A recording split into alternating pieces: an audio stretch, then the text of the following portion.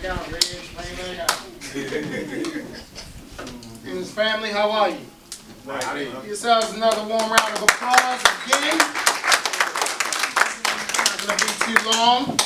Give Brother Reginald, Brother Leroy, and our artists another round of applause again. Let them hear it. Yeah. I want to change the energy in this room, or should I say enhance the energy in this room. I'm not going to come to you bringing anything, try to reinvent the wheel or anything. We're just going to have a chat, inspire each other. I'm looking for your energy as well as you're looking for mine. So it's just a conversation. How about that? Okay. All right. Derik Barnes, as he introduced, brother in your community, born here in Baltimore, Maryland, though I traveled a little bit. Came up in the Baltimore school system, like many of you.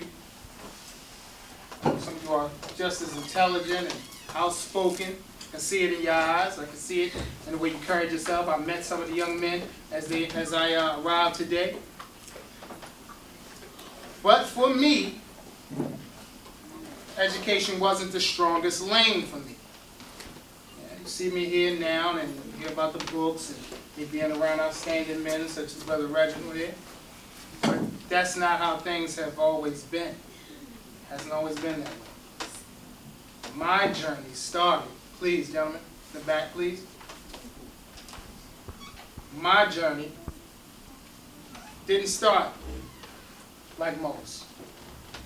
Education, I was thrust into the darker side of things with special education being labeled as having a learning disability, which can put a cap on your life, which can, in many ways, define the path of life for you. That's right. When they tell you you can't do something and you can never do this. I mean, I can talk to y'all, right? Yeah. Man, I wasn't allowed to even go out the same door with the other students. I wasn't allowed to ride the same mode of transportation with the other students. All of that was abstracted from me. All of those opportunities were taken from me. All right? My classroom was at the end of the hall. All right? The lights were dim. Rowdy and wildness in the classroom. This was my upbringing. And slowly but surely, shunned more and more and more. Trying to make the light of life dimmer and dimmer and dimmer. And you say, what do you mean dim? When someone tells you you cannot do something, and you believe it. When somebody tells you, when somebody you love, or somebody you trust, your teachers, tell you you're not going to be something, it holds a different weight than a stranger's. Yeah, that's right. That's right. So we're going to think today, and I'm going to share that journey with you. That was my beginning. Barely making it out of high school. Here, went to Northern Senior High School. It was getting pretty dark for me. Family issues, life. You know how the streets are. They're constantly pulling at all of us. Constantly. Just like they're pulling at you, young men and women, sitting here now. I'm not trying to spook you out. You know what I'm talking about. All of the opportunities. And I'm not just talking about the positive ones. The negative ones. The offers you get. You know what I'm talking about. Be it drugs, gangs, trouble, whatever it may have been. Same thing with me. And right before the streets could really snatch me, it was dark for me. I'm going out of school. I had begun hooking school, had begun cutting class, and this one day it was just so familiar. And I could say, man, if I left this time, I ain't coming back. My home life was pretty chaotic, and school was somewhat in my dark thinking getting in the way. And I said, man, I hit this door today and get up on Northern Parkway, I'm out of here, I'm not coming back. And I had gotten halfway down the hallway, and I heard a teacher of mine by the name of Mr. Isaac Hemphill. He stopped me. I don't know if he could see it. He came to me, he said, hey, Derek, let me rap to you just for a second, man. I don't know if he could feel it. He saw that I was going through some things all that week. He said, Derek, you're a nice guy. I like you, man. You're a nice guy, but I don't want to see you die. Give me a minute, let me rap to you. Just give me a week or so. So all that week we began to conversate, and we began to have conversations about positive things and opportunities. He started to enlighten me to different heroes in our lives, our ancestors, the importance of them. These are linked. I wasn't familiar with this. He would shut the door and just coach me in a way, on a positive level. We have so many negative examples today, but this was a positive one. So he began to share certain things with me about, like I said, our ancestors, and turning me on to books and things like that. And I took his advice and I started to read some of those books. And we go further, that changed my life. It turned on a light inside of me. Now all of the negativity of the special education and all of that, barely stumbling out of high school, now I'm purchasing my second book. I know you might laugh, y'all read tons of books. My first book I didn't purchase until I was about 16 years old. It was the first book I ever read in its entirety. My book was How to Eat to Live. All right? And the other book I got, because I saved the money, we'll go into that story behind that money a little later, and that trip to the bookstore a little later, but I managed to get the How to Eat to Live and the autobiography of Malcolm X. Those two books started that cycle in me. Something has to start. Like I said, the cycle in me started. It's like it has to start for you, and if it hasn't, then maybe we can talk about that today. But we're not going to leave this room without visiting that thought. Like, you're no better than me, and I'm no better than you. I'm sharing this story. I'm not judging you. I ask that you don't judge me. But we're a lot alike, young men and circumstances, young ladies. And I like this group because we got youth, and we have some of our elders here as well, as it should be. So, Mr. Hemphill talked to me, enlightened me to some things. I started working in the community, and life is so good. Let me tell you, because I love this. We can talk, right? Yeah. We can talk, right? Yeah. Right. I'm in the room, and it's a gentleman in here now. Sometimes when I tell a story about how I came up and started working in the community, sometimes it sounds like a story, like a movie or something. Like, man, get out of here, man. It's in the projects. No, I'm sorry. Flag House projects at the time. If any of y'all remember the high rises here in the city, some of the young men, you may not remember it, but we used to have the projects, 1058, Murphy Homes, and so forth. Surely you've heard about it. And some of the worst gang and drug rivals took place in these locations. Well, after Mr. Hemphill helped me, I began to educate myself and go back into those schools where I was labeled to have a learning disability and help them with conflict resolution and remedies to strengthen our community. So, as we went on with this, like I said, we're back in the projects, the worst projects. I mean, news making. And they said, you're going to go down there and we're not taking guns. There's shootouts every night. And I'm not making mockery if anyone lost a loved one in here, because it's not a game. Constant murders. And it wasn't just old men, it wasn't just women. It was children as well. That's right. Finding bodies. And the security contract went up, and nobody would even take it. Some of you may remember this. Flag House, where they would knock the lights out of the hallway and tell a woman with her groceries, take the other stairwell. And the children couldn't play. All you could smell was urine and drugs, constantly. After meeting Mr. Hemphill, coming into contact with this energy in these men, we got together. We went into these communities with no guns, with no weapons. And we were successful at cleaning up those communities at 99.9%. We were no longer finding the bodies of our children in vacant apartments at the time. And I'm sorry if I'm touching a sore spot, because some of them was our loved ones. But after this, and in this course of time, I enrolled myself into manhood training classes. And it evolved from there. I had a sense of security. I was one of your correctional officers for approximately 8 years in the Division of Corrections. And just laying the groundwork, which shows you why is this man qualified to come up here and talk to me? I'm good. Why should I listen to you? Okay. 8 years in corrections, dealing constantly with men. We look at the news and we see all of the things happening, but making myself a conduit in between society and these men and women who are taking their lives in the community. Now I'm in. So 8 years as a correctional officer, I wanted to do more things. I wanted to help more, which was an outstanding experience. So I became a firefighter eventually. And I love the job. I love helping people. I love being a part of what heals us. But you can't save everybody. You can't save everybody, so get it out of your mind. I had to tell myself that, Derek, you can't save everybody. Get it out of your mind. Which brings us here today to share this talk with you on manhood. You look at the definition, the state or time of being an adult male. To composite the qualities such as courage, determination, as brother was talking about, vigor,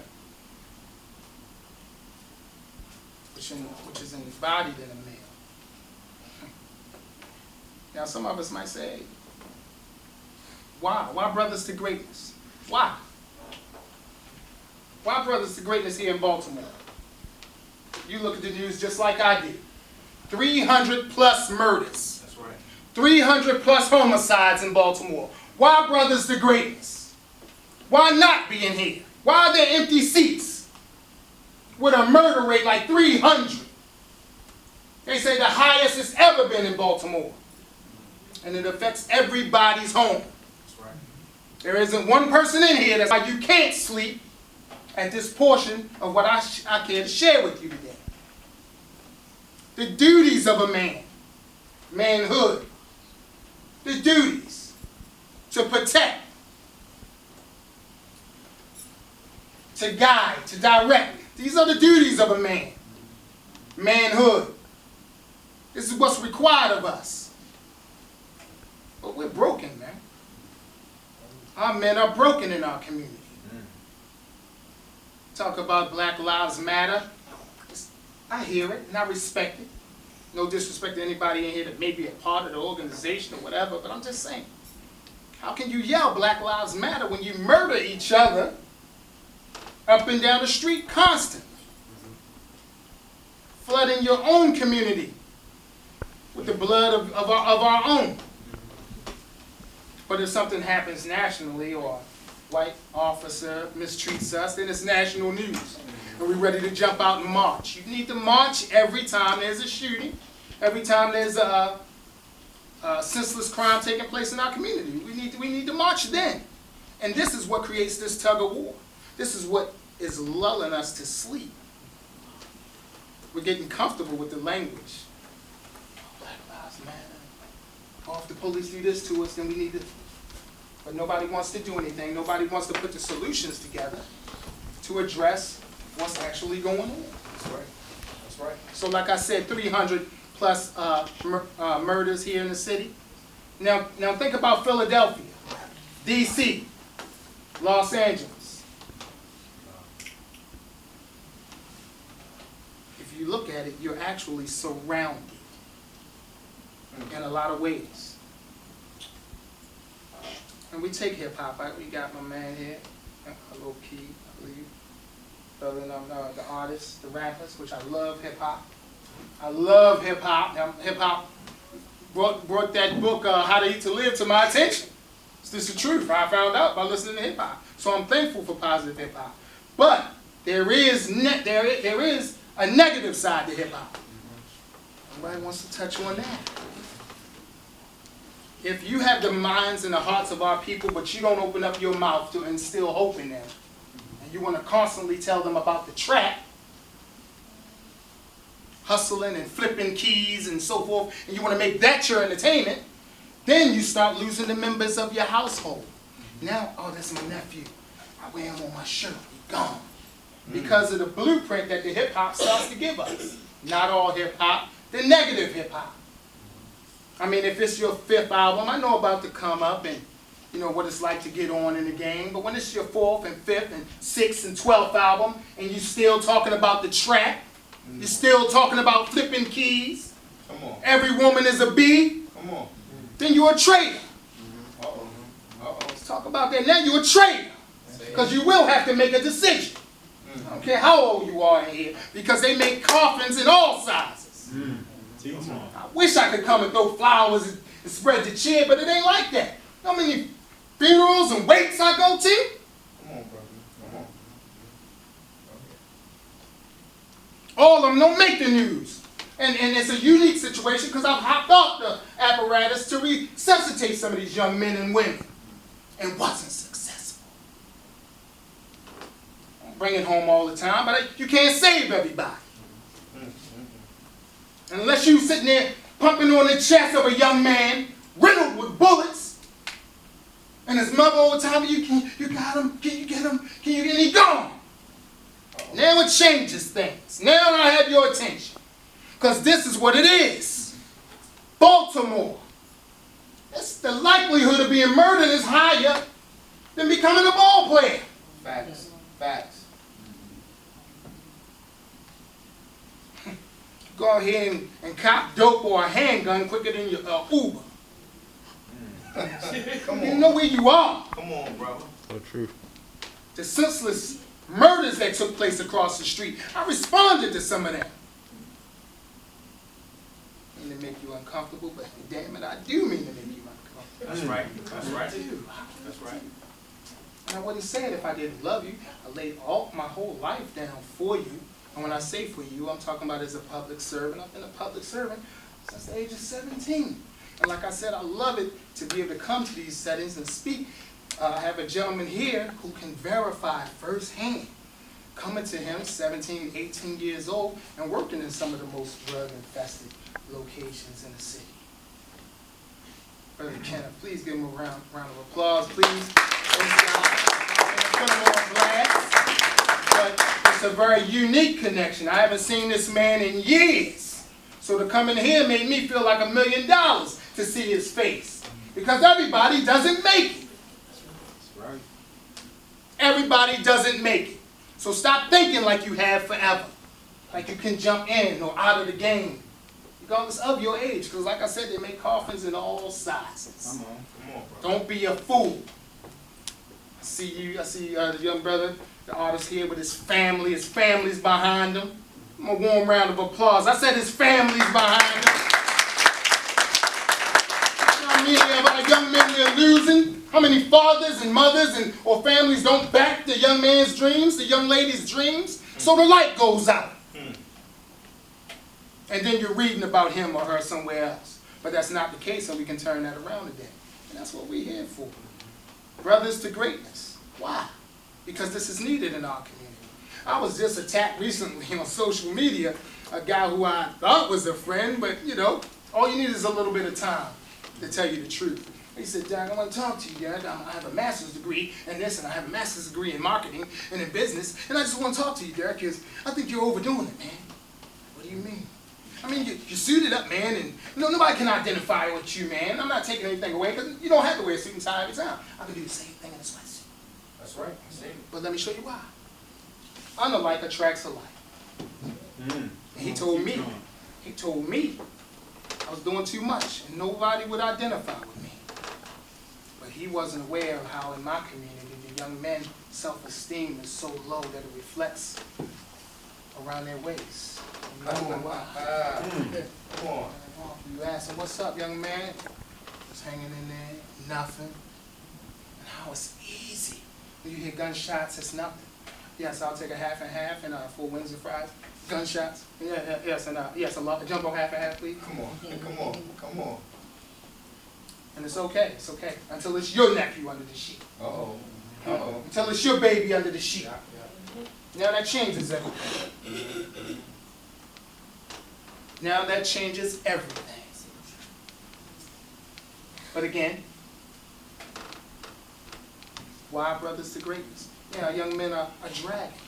He told me I was doing too much. I said, in my community, I don't like attracts a lot, man. and I respect what you're saying, but our young men have a self-esteem issue, and it's reflected in their clothing. Not everyone.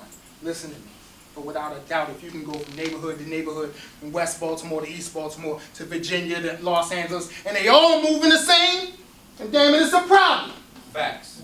It's a problem. It ain't here in Baltimore. They killing in LA, and the mindset is just the same. That's right. They say when you look better, you feel better, and when you feel better, you do better. And it may not be a suit and tie, but when you fresh, you know what I mean? When you fresh and you shining, how do you feel? Good. How do you want people to know you feel? Mathematics, Oh. pyramids, history, digging at. They're tricking us, and I'm not going to be long.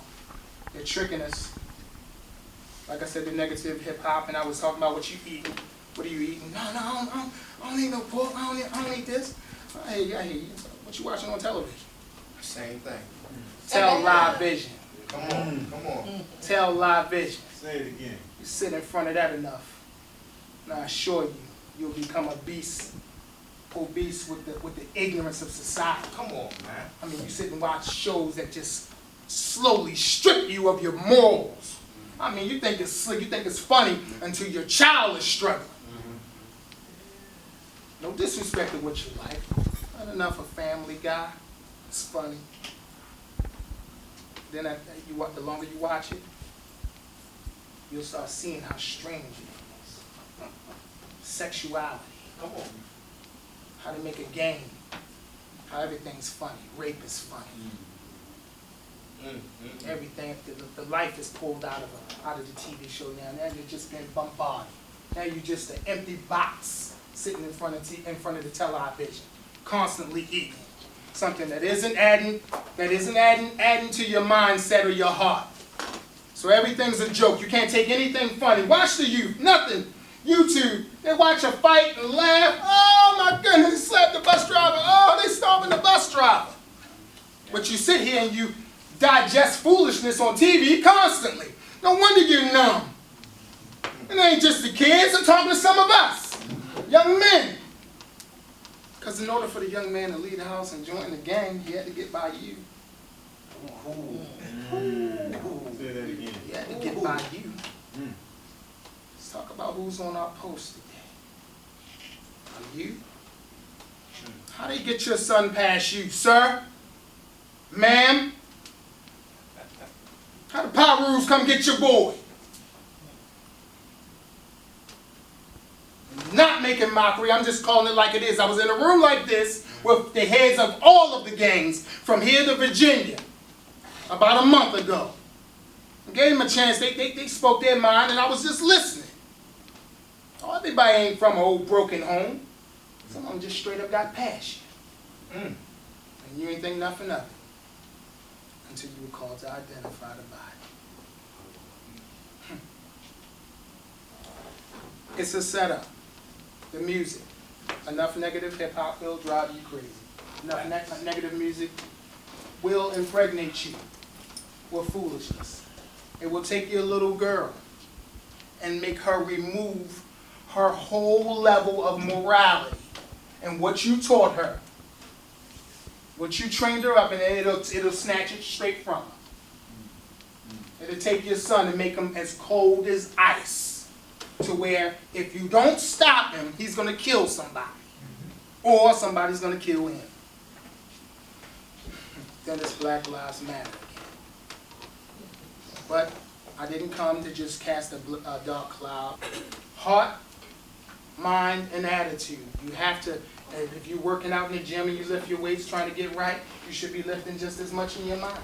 You should be lifting some balls. What's your library look like? Does your library shine like your jewels? What's your library look like? What's your library look like? What library? I don't have no library. You should not go another week without a library. You should not. You personally. Y'all got your room or your home, guys, women. If you don't have a library in your house, you're crippled. And the internet is not sufficient. Yes. You need a book. Yes, yes. It's science in reading and writing. Don't let your son and your daughter, and sir, ma'am, don't you get away from the art of writing. That's right. It's the last time you wrote a letter. Not making mockery, but it's really hard if it's gotten away from you. But these are the life skills. Oh, Derek, I thought you was going to come and the science of manhood and break down the hieroglyphics and the square mileage. No, like I said, we talk about it all the time. We talk about hygiene. That's right. Yeah, bathing, regular. That's right. That's right. Reading, writing. Talking about that. That's the gangster. Brother Leroy made a point earlier about the small signature in the corner of the check. We all want a big check, but when you get it, it's going to have another signature in there, as he said. That's the one who issues the check. That's right. Well, I'm getting into the entrepreneurship. I'm coming. But it's important that you know these things. Some of you have dreams and goals in here. What are you doing to bring them into fruition? What are you doing? Some of y'all are busting y'all backs every day to do it, and it reflects it, and I see it. But some of y'all are sleeping thinking, nah, I'll do it tomorrow. uh-oh. It's never too late. It's never too late. I had something lined up for you, and I had to change it due to an emergency. Gentleman couldn't make it. I had something really special for y'all. But at the same time, we're going to move on. Your dreams, your ideas, your business. You can't work for somebody forever. Straight up. Nobody talks to us like this. Some of y'all have degrees. I know. I don't have to find degrees and the master's degrees. But listen to me. You can't work for somebody forever.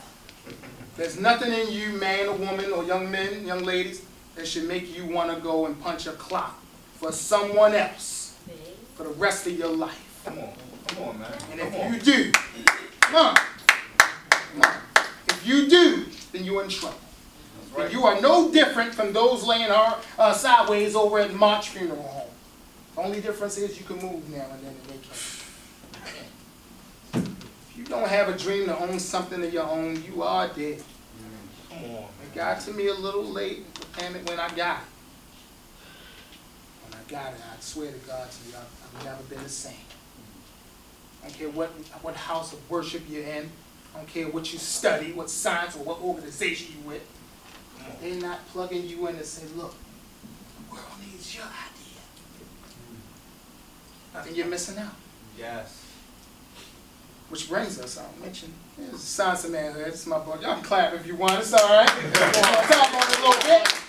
Almost done. The Science of Manhood is a book strategically written. Yeah, for young men, but it's not just for young men. It's for young ladies. And young ladies come back to me, oh, that book I'm reading for the third time.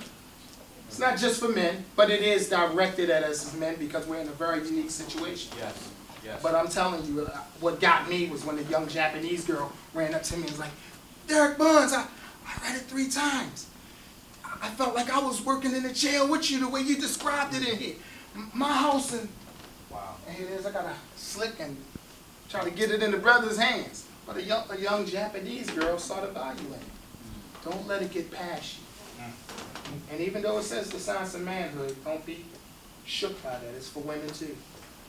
You get information. Good information is good information, regardless of your gender, Yes. regardless of your age. Yes. Don't think, oh, I got my nephew. He's 17. He need that book. What about you? Why you get it before you? Come on, man. Man came to me and said, Derek, I need a book, man, but I need 3 of them. Because he said he wasn't going to hand that book over to his son and nephew. He had not looked into it himself. He wouldn't do that. He said it was humiliating. And that's the way we have to think. Don't get one book. I'm like, oh, is this a sales pitch? No. My brother here has a book, an outstanding book. Come see us in the back. But what I'm saying is, don't think of yourself. There's a young man. What about the young man on your block that live a street over for you? You know if he goes on another month, he's going to be dead. He needs a book. He needs the science of manhood. The young lady just can't seem to get these relationships right. She on a 3rd baby, 3rd guy, just ain't working out. Maybe she needs a demonstration of what a real man looks like. Come on, bro. Maybe it's the traits and a blueprint that she needs to follow. Say what? You live at home? And I'm not making mockery, but I'm going to say it. If you're living at home, you're a grown man, This book is gonna make you say, why? Why am I living at home at some odd years age, some odd years of age? And she'll read it and she'll be like, oh, so he was howling at me, but he living at home. He's not in the military. He's not here. He's not on break from college. He's just 42 at home. It's a problem with that. He should see it as a problem, but she's going to know it's a problem if she reads this book. She'll set that bar so high. Oh, you don't work? Oh, you don't own your own business? It's nice meeting you. Take care. But you got to set the bar. That's right. We got to set the bar, which brings us back to this manhood thing. Yes, ladies, it's for you too, but young men growing into adult males, men here, if you need to make it better. Always enhance yourself. Always read. Always plug yourself back in. It's never too late. You heard about entrepreneurship. It's important. It's the lifeline of our community. When you see a black business, break your back to support them. Break your back. Why would you leave here? He said his CDs are $5. I'm sure it's worth more than that. And I'm going to find out. I'm going to be the first one to get your CD. Give a round of applause. Coming in quick. Okay? Support every chance you get. When me and my wife, my family, we get up, we going to breakfast, we pick in between the black restaurants. Most likely, we're going to be in flight when we leave here. I'm telling you. That's me. Come on. That's what we do. And you in there, and everybody know you. The man washing the dishes, hey, Keisha, they know. When she walk in the door, they know to start cooking her dish. But the point that I'm making is that we're there that much. You can't just hit like on Facebook all damn day. I like that. I like the book. I like him. Put 2 files together and show them how much you love. Real talk. Come on. Get to know these restaurant owners. You should know them. How many do you know? That's right. That own these restaurants? I could grab my phone and call 3 of them now. That's right. Yeah, Derek, what you need? You on your way? No, I'm not on my way. I'm here speaking right now. I just wanted to make a point. You should know that. You should know the owners in your community.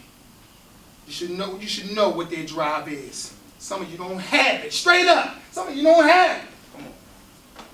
Talk to somebody that do, like I did. I'm not the smartest one in the bunch. And if you are the smartest one in the bunch, you need to get the hell out the bunch. Facts.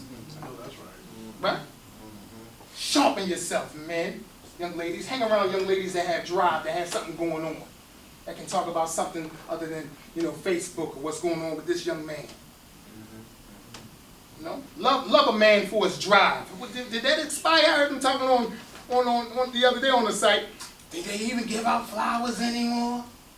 Yeah, they did. It's just few and far in between. Things have changed. But it doesn't have to change for the negative. These are life things. See, you're leaving here with this in your pocket.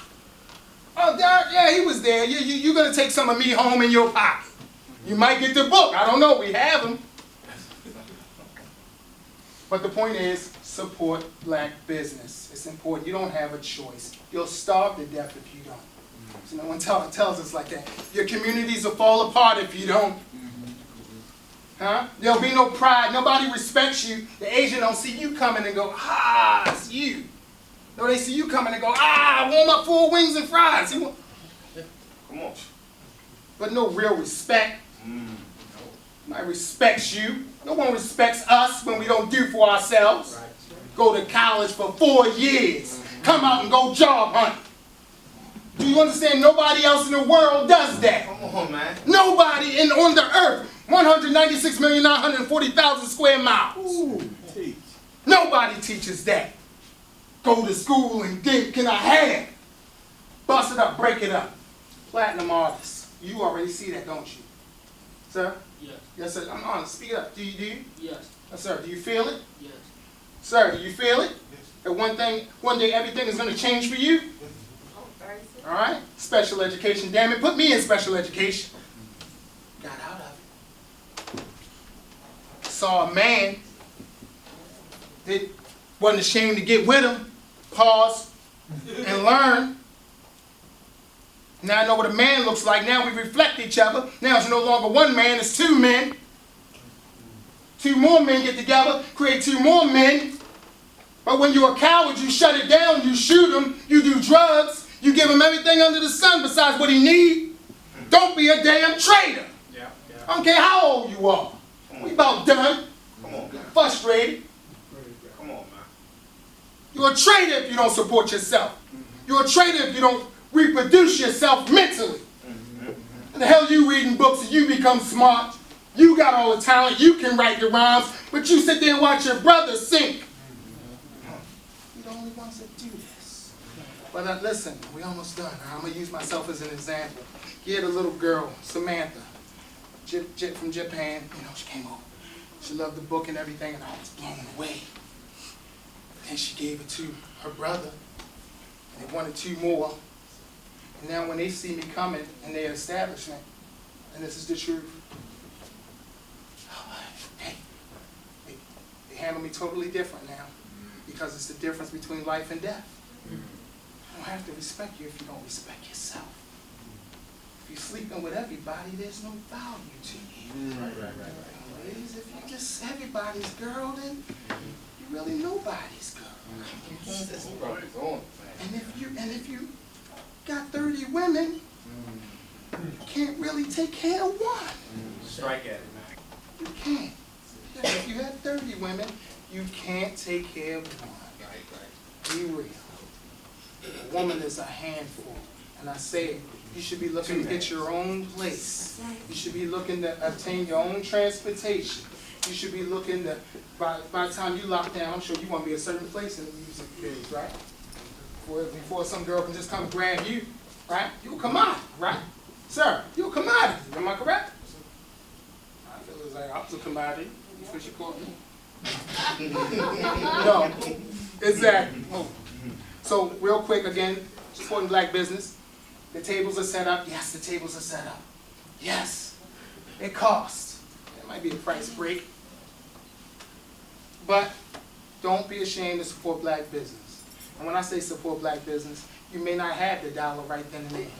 But you know how to go on Facebook and say, you know what, Derek ain't half bad.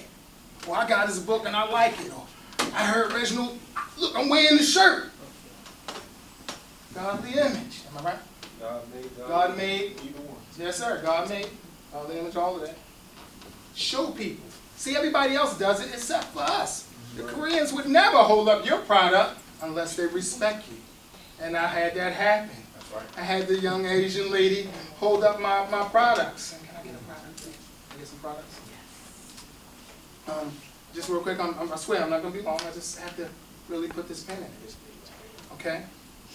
Supporting each other is very important. I don't care what it is, what your job is. If you do hair, nails, write, sing, dance, it's important that you do that.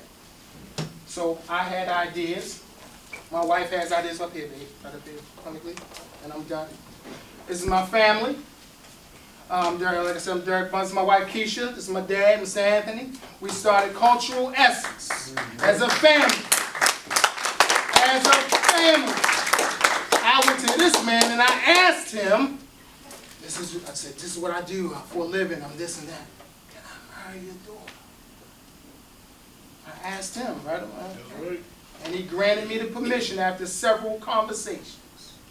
Because you got to show and prove, right? That's right. And here she is. I married her. Show, baby, show. All right? But then we got together. It goes further. And we got together and we started a business, Cultural Essence. We wrote The Science of Manhood. Add to your community.